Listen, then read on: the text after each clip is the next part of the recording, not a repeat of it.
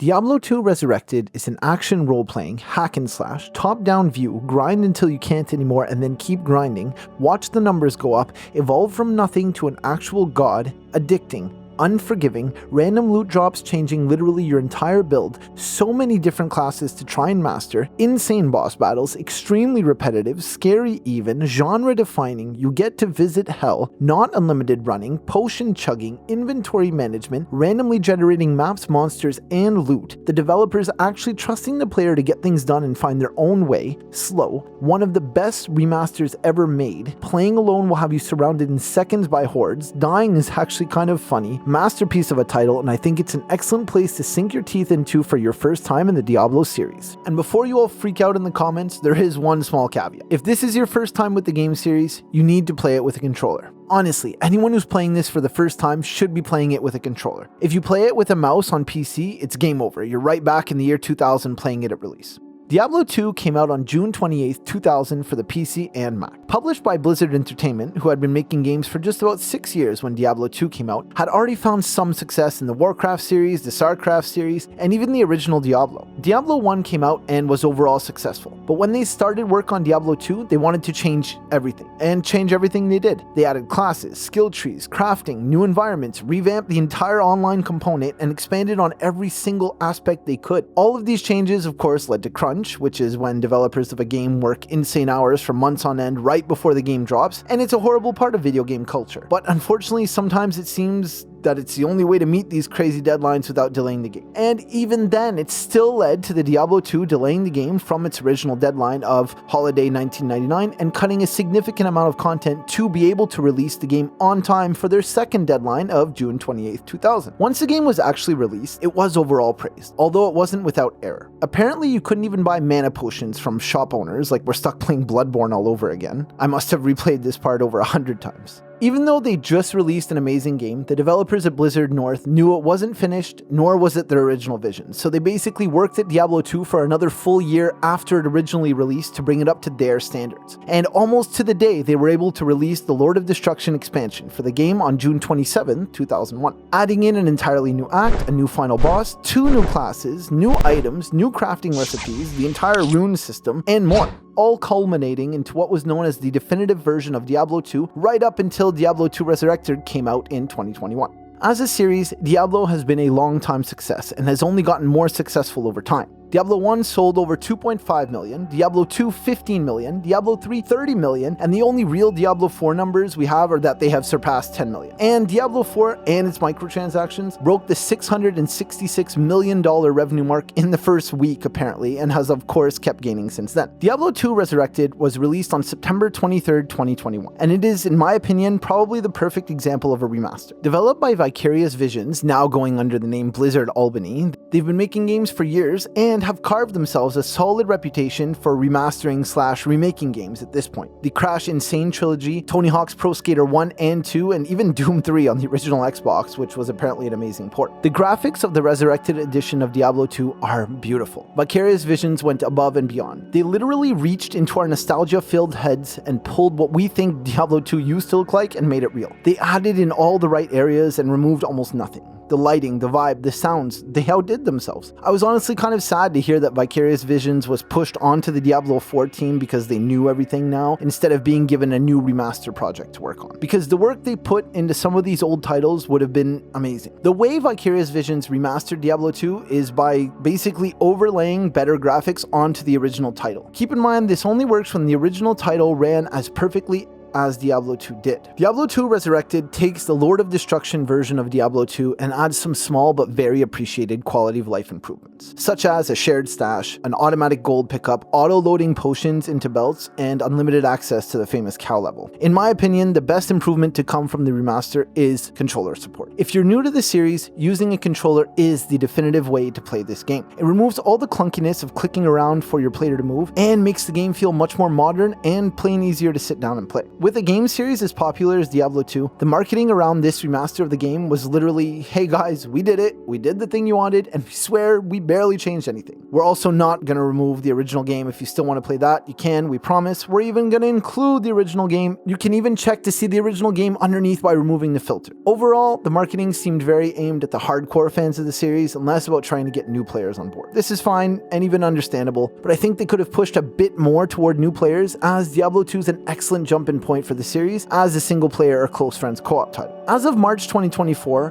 Metacritic has Diablo 2 Resurrected as an 8.0 from critics and a user rating of 3.4. Reading through some of the more negative user ratings, they seem to be primarily based on the PC version of the game and its online components. During my solo gameplay, the only real issue I dealt with was lag, even though I was playing alone. Technically, I was playing on an online server with good internet, and the lag didn't happen a lot, but I was also never in a really serious situation to have it cost me too much. But I can imagine it ruining someone's day, especially if you're on a hardcore run where you only get the one life. I think that Diablo 2 Resurrected holds up amazingly well, and going through the campaign without touching any of the endgame insanity is a great way to introduce a new player to the series. My recent playthrough took me just over 25 hours, and How Long to Beat gives the game a 34-hour estimate. I ended up switching my sorceress build mid-game from fire to ice when I saw how strong the blizzard power could be. This actually saved me a significant amount of time, and I ended up kind of dominating the end of the campaign. Even dying in this game is hilarious. In future Diablo games, you just respawn at a checkpoint or something like that, but in Diablo 2, you spawn back at the current axe base without your mercenary, and you get to run to your body, which creates these hilarious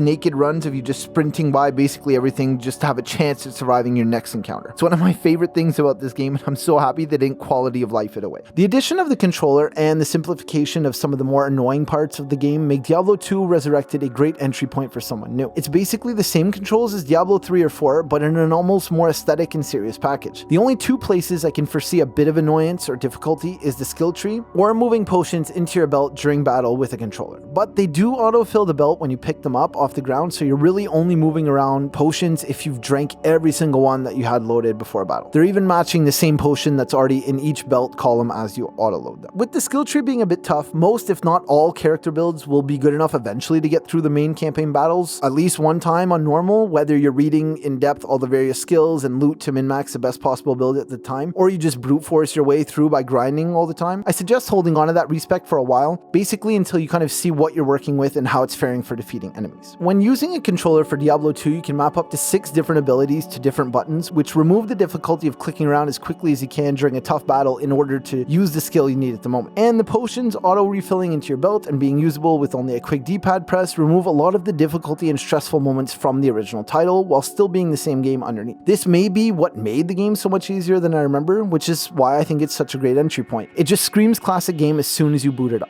The story of Diablo 2 is a weird one, and I wouldn't blame anyone for skipping through most of it throughout their playthrough. I actually was going to give a full rundown of the story here, but it essentially doubled the length of the video. I'm going to take the full script I wrote and release it as another video at a future date. Here's a quick summary of Diablo 2's story. Following the ending of Diablo 2, where you, the player, finally kill Diablo and save the world, very original, I know. The way the player does this is basically by jamming this soul stone, a rock that contains Diablo's soul, into his own forehead, trapping Diablo within himself as if that would work no problem. Of course, Diablo eventually crept his way up and eventually corrupted the hero, causing him to wreak havoc on the world around him. The original Diablo 2 art actually had the player from the first game called the Dark Wanderer with the hole caused by the soul stone in his head. This hole was actually removed from the art following that sad event at Columbine, as the developers were concerned people would think the hole was a bullet hole.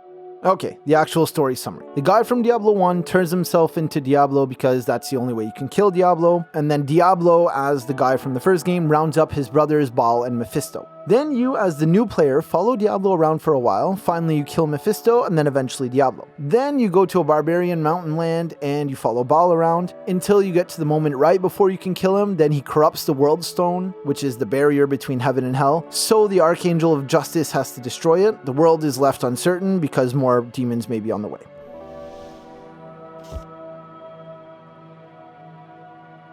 The actual gameplay loop of Diablo is one of the most addicting gameplay loops to exist.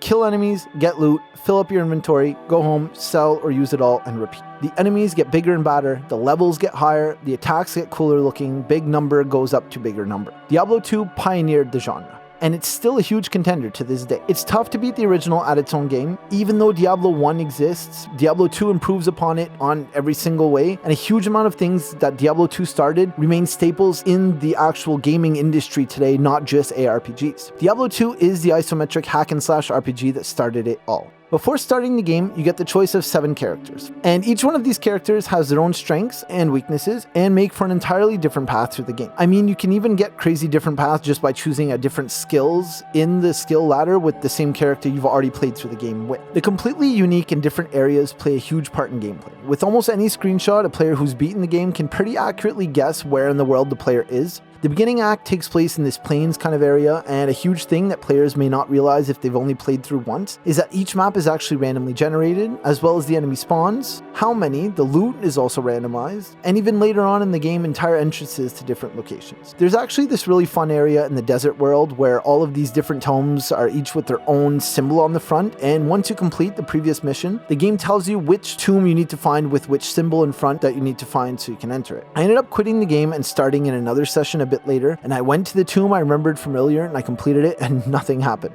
Then I realized not only the symbols change between tombs, but the symbol that you're actually looking for will change if you quit the game and come back, really ensuring that no 2 playthroughs are ever the same. Exploration of these areas is also kind of magic. I talk a lot about how games have changed and blah blah blah, but if you give me a waypoint in any game, I'm still headed straight there while I explore around a little bit. In Diablo 2, you're given a general area name and that's it. Not even a pat on the back to encourage you along your way. Without even acknowledging we're playing a 20-year-old game, the improvements to Diablo 2 Resurrected make it feel like a modern game with old school tendencies when it could have easily been the opposite. Diablo 2's endgame is where the game shines, and you'll hear many opinions online about how the real game doesn't start until you've actually finished the easy campaign and start your real quest to conquer the uber bosses and all this insanity. But coming from someone who finished the campaign and started a new game plus on hell difficulty and then just got past the second act, I think I'm good for now. I'm ready to move on to another title. I did start Diablo 4 the very next day after beating Diablo 2 Resurrected though. It's not to say I didn't have fun, but for some of us that's all Diablo 2 Resurrected needs to be.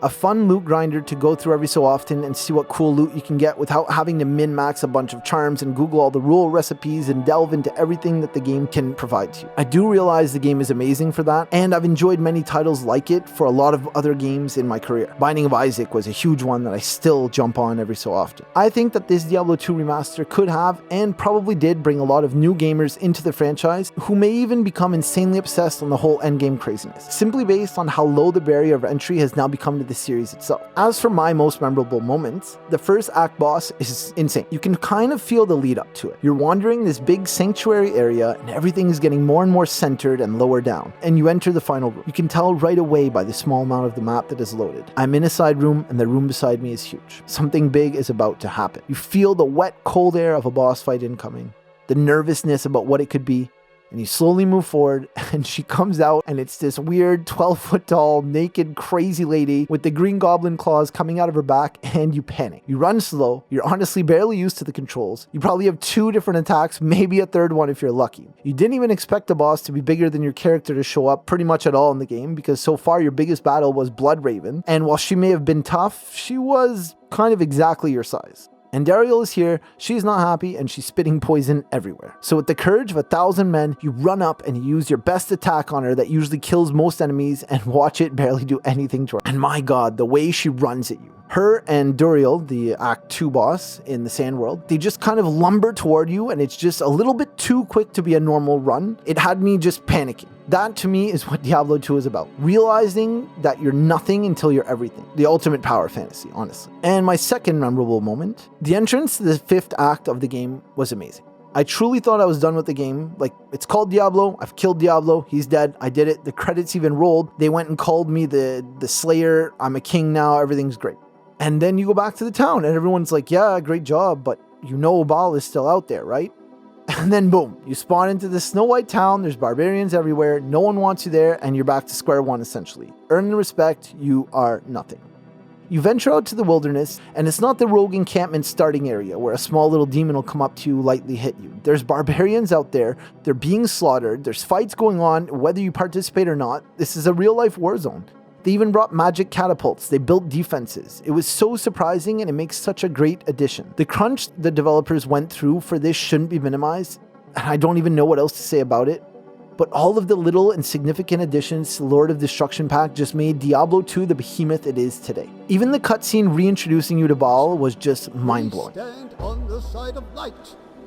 You shall not be allowed to reach Mount Ariat, and that which you seek will not be yours.